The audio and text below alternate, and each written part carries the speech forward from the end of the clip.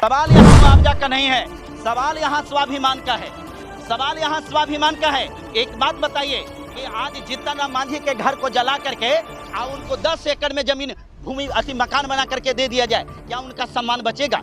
यहाँ दलितों की सम्मान की लड़ाई है, उनको इज्जत और आबरू की लड़ाई है। आखिर उनके साथ ऐसा हुआ, इनका अपमान है या नहीं, आप बताइए। इनका घर परिवार से लेकर के इनका आशियाना जो इनके लिए ताजमहल था, आज इनके ताजमहल को जला दिया गया है। आप बतलाइए तो इनका जो सम्मान जला, इसी के साथ था, देखिए ये इनका पंखा था, इसी को अपना एसी समझते हैं, यही उनका एसी था। आप बताइए तो आज इसकी कीमत कोई व्यक्ति के लिए मार्केट में 1000-2000 हो सकता है, लेकिन ये जो लोगों को गर्मी के मौसम में राहत देता था, क्या कोई एसी से कम था? ये क्या है? ये कढ़ाई है। आपको मालूम है कि कढ़ाई का चुनाव चिन्ह किसका था? जीतन राम मांझी का है। आपको मालूम है कि अभी तक जीतन राम मांझी ने ट्विटर पर सिर्फ ट्वीट खेल रहे हैं। इसके सिवाय आपको मालूम है कि जिस कड़ाही के सहारे जीतन राम मांझी सत्ता में आए हैं, आज जीतन राम मांझी की कड़ाही जल चुकी है। क्या उनका कोई राजनीतिक विरासत बच जाएगा, आपको लगता है? नंदू पासवान की बात आई है, नंदू पासवान को सबको हाईलाइटेड किया है, लेकिन एक बात बताइए तो कि क्या उसमें सिर्फ नंदू पासवान थे? और भी लोग हैं, तो उनका नाम क्यों नहीं हाईलाइटेड किया गया है? मुख्य आरोपी वही है। मुख्य आरोपी वही है। क्या उन्हीं ने आग लगाने का काम किया है? लोग मिली-जुली। पेपर में लिखा गया था कि नंदू पासवान ने वहां पर आकर के कहा कि सबको जला।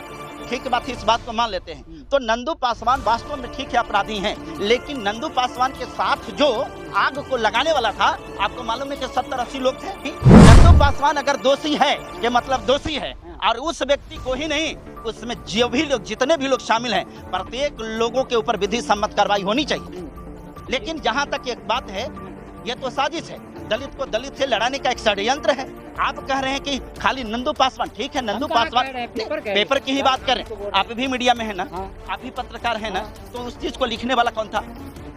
ये बताइए ना, पत्रकार थे ना, तो ये पत्रकार को इस बात को भी तो लिखना चाहिए था ना कि उसमें किसका किसका हाथ है।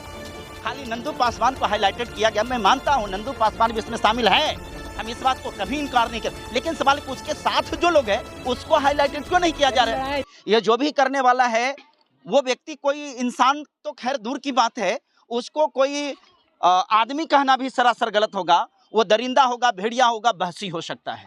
इसके आगे उस व्यक्ति के लिए किसी भी प्रकार के कोई शब्द नहीं हो सकता है।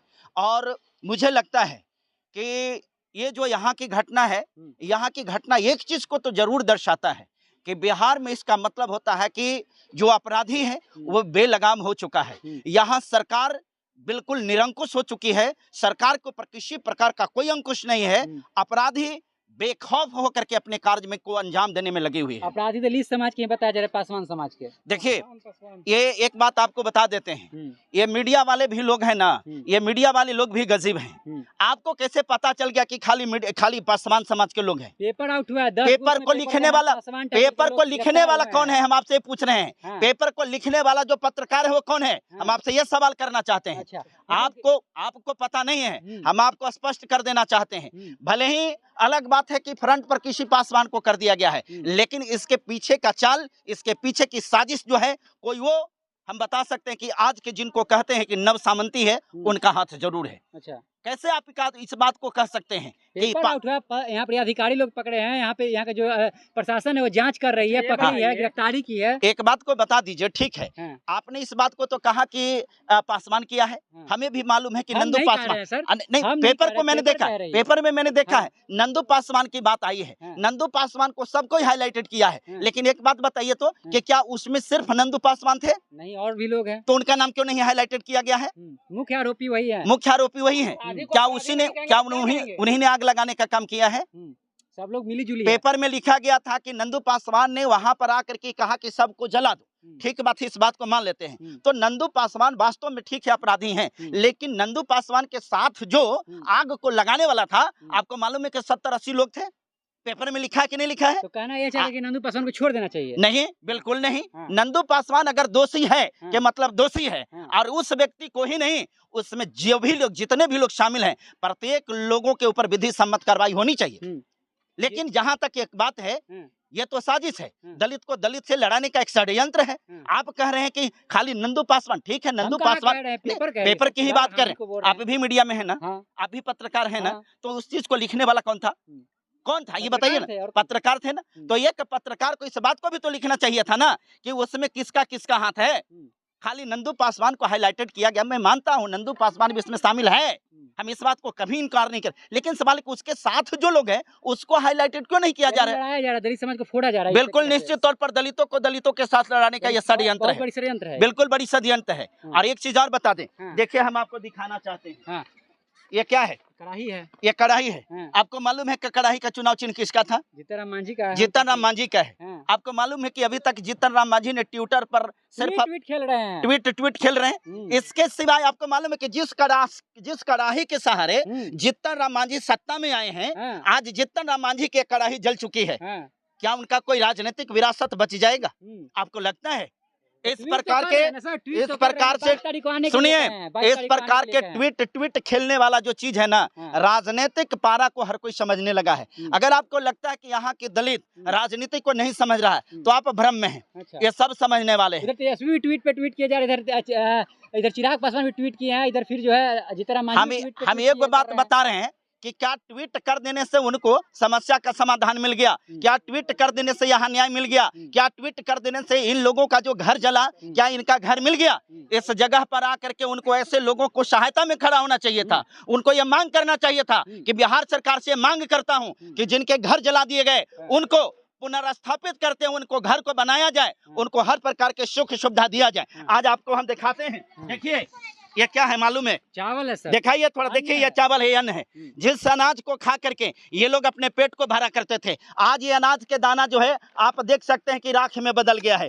देखिए यहाँ पर ये गेहूं है, देखिए इस गेहूं की स्थिति क्या हो गई है। आज बताइए इनके बाल बच्चे क्या कर रहे हैं, कैसे खा रहे होंगे, कैसे जी रहे होंगे? जीतन राम मांझी जी, जीतन राम मांझी की हमें बात नहीं कर रहे हैं, हम रामविलास पासवान के बेटे चिराग पासवान को भी बात कर रहे हैं कि आज तक आप यहाँ क्यों नहीं आए हैं? विपक्ष में बैठे हो तेजस्वी जी 23 तारीख को सारे प्रकार के जब जितने भी कह सकते हैं यहाँ का समस्या है, वो सब समस्या को आकर के पूरा हाईलाइटेड हो जाएंगे और ये लोग आकर के खाली अपनी सत्ता के गलियारों में रोटी सेकने के लिए आएंगे। न्याय मिलेगा, इन लोग घर मिलेगा, इन लोगों के पास अभी भी जमीन नहीं है। अगर हो सकता है कि फिर अगर यहाँ पे अगर पैसा मुआवजा दे दिया गया, मुआवजा देने का काम किया जा रहा है, अगर मुआवजा मिल जाएगा तो ये लोग फिर कहाँ बनाएंगे? एक बात बताते हैं, सुनिए पत्रकार महोदय, सवाल यहाँ मुआवजा का नहीं है, सवाल यहाँ स्वाभिमान का है।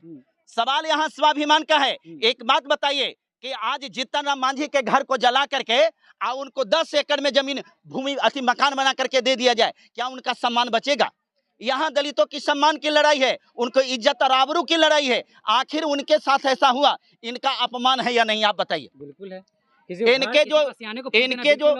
इनका घर परिवार से लेकर के इनका आशियाना जो इनके लिए ताजमहल था, आज इनके ताजमहल को जला दिया गया है। आप बतलाइए तो इनका जो सम्मान जला, इसी के साथ साथ देखिए ये इनका पंखा था, इसी को अपना एसी समझते हैं, यही उनका एसी था। आप बताइए तो आज इसकी कीमत कोई व्यक्ति के लिए मार्केट में 1000-2000 हो सकता है, लेकिन ये जो लोगों को गर्मी के मौसम में राहत देता था, क्या कोई एसी से कम था?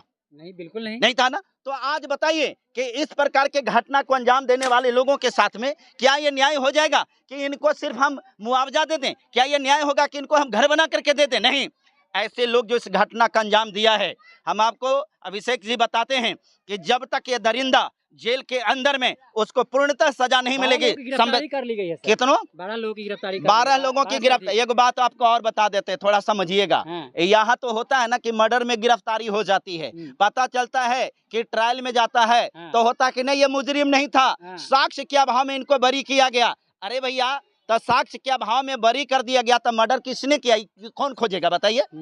होता है ना, ट्रायल में जाता है, कोर्ट में जब जाता है तो वहाँ होता है कि साक्ष्य के अभाव में इनको बरी कर दिया गया। तो सवाल है कि मर्डर करने वाला कौन था, ये काम किसका है? यानी आप कह रहे सरकार जो संरक्षण कर रही है अपराधियों को, संरक्षण दे रही है। सरकार संरक्षण की हम बात नहीं कर रही कि सरकार संरक्षण दे रही है, लेकिन कहाँ कार्रवाई? कार्रवाई के मतलब क्या होता है? आप एक बात बताइए, कौन सी कार्रवाई है जी? आपको पता है कि बिहार में कितनी घटनाएं घट रही है? अरे बिहार में कितनी घटनाएं घट रही है, क्या आपको पता है? बिहार में सिर्फ एक घटना है। अभी आपको मालूम है नालंदा में एक जगह है हिलसा, वहां पर एक नायरा नाम की बच्ची के साथ में क्या हुआ है मालूम है? आपको मालूम है इसके पूर्व में मुजफ्फरपुर में घटना हुआ था, रूपा कुमारी के साथ में कौन सी घटना घटी, क्या ये आपको मालूम नहीं है? इस प्रकार से बिहार में घटना को अगर गिनने लगेंगे ना तो गिनती करते करते थक जाएंगे, लेकिन अपराधी को कितनों की सजा मिली आप बताइए, कितना हुआ है? कौन लोग हैं जो लगातार दलितों पे जो है अत्याचार कर रहे हैं, लगातार दलितों पे इस तरह से जो है दलितों के साथ जो है इज्जत आबरू के साथ खेल रहे हैं? ये सत्ता के गलियारों से जो सत्ता में कुर्सी में बैठे हुए लोग हैं उनकी ये चाल है। आज ये देखिए, इस तबाह को देखिए, इस तबाह को देख करके और अनुमान लगा सकते हैं कि इनकी तबाह में जो अनाज है ये किस प्रकार से जला है। ये अनाज नहीं है, इनका सम्मान जला है, इनकी प्रतिष्ठा जली है। एक बात बताइए पत्रकार महोदय, क्या किसी का सम्मान जब एक बार चला जाएगा उसके सम्मान को कोई वापस करेगा? नहीं, कभी नहीं करेगा ना। तो क्या ये मांझी जाति के हैं, ये रविदास जाति के हैं, क्या इनका कोई सम्मान नहीं है? इनकी बहन बेटियों को कोई इज्जत नहीं है? हर एक नागरिक का सम्मान है, सम्मान है ना। हाँ। इस स्थिति में वही व्यक्ति जो अनैतिक होगा, जिसके अंदर में नैतिकता नाम की चीज नहीं होगी, वही व्यक्ति इस जगह पर नहीं आएगा। मैं तो बताता हूँ कि इस जगह पर नीतीश कुमार को आना चाहिए था, लेकिन नीतीश कुमार को आना चाहिए था। अगर नहीं आ रहे हैं तो एक बात बता दे रहे हैं, नीतीश जी की बेटी नहीं है, नीतीश जी की बेटी नहीं है। अच्छा। इसलिए नीतीश जी को बेटी का दर्द क्या होता है समझ में नहीं आता है। बात रह गई तेजस्वी जी को, तेजस्वी जी के परिवार के, उनके रिश्तेदार के अगर इस प्रकार के घर जले हुए होते ना तब तुरंत, हाँ, पार्टी के लोग आए हैं, ठीक बात है, उनके पार्टी के लोग आए हैं, बहुत अच्छी बात है। लेकिन क्या ये घटना आपको नहीं लगता है कि बहुत सेंसिटिव घटना है? क्या इसमें तेजस्वी जी को नहीं आना चाहिए था? क्या ये कोई राजनीतिक चीज है? यहाँ पर राजनीति होना चाहिए था? बिल्कुल नहीं। यहाँ पर मानवता के नाते तेजस्वी जी को आना चाहिए था, क्योंकि नेता प्रतिपक्ष में है जी, नेता प्रतिपक्ष में है और उनको आने के बाद सरकार दबाव में होती। और एक बात और बताते हैं, इस जगह पर अगर तेजस्वी जी आ जाते ना तो उनको जनता का समर्थन भी मिलता और सपोर्ट भी मिलता, इसलिए कि लोगों को लगता कि नहीं, लोगों के साथ यहाँ खड़ा है। लेकिन तेजस्वी जी गलत किए हैं। लेकिन एक बात और, जहां पर अपने ही सिक्का खोटा हो तो दूसरे सिक्के की बात क्या कहा जाए। जहां पर अपने जिस समाज के लोगों को घर बस्ती को जलाया गया, अगर वही नेता इनके साथ खड़े नहीं हैं तो फिर दूसरी की बात क्या कहा जाए। आज भिन्न भिन्न प्रकार के नेता यहाँ पर आए हैं, हम इस बात का इंतजार कर रहे हैं कि देखते हैं यहाँ पर न्याय के नाम को क्या मिलता है। कुछ मिलेगा चाहे नहीं मिलेगा, लेकिन न्याय के नाम पर हम आपको बता देते हैं, इन दलितों के साथ सिर्फ एक चीज होगा, यही होगा, पॉलिटिक्स होगी, राजनीति होगी। इनके नाम पर लूट खसोट होगा। जिनके लिए इंदिरा आवास की योजना मिलेगी, खाने पीने के लिए कुछ वस्तुएं मिली गई, इसमें जितना भी लूट खसोट कर करके इनको खाना पूर्ति कर दिया जाएगा। इसके सिवाय इनको न्याय नहीं मिलेगा, यही रहेगी। चलिए, थैंक यू।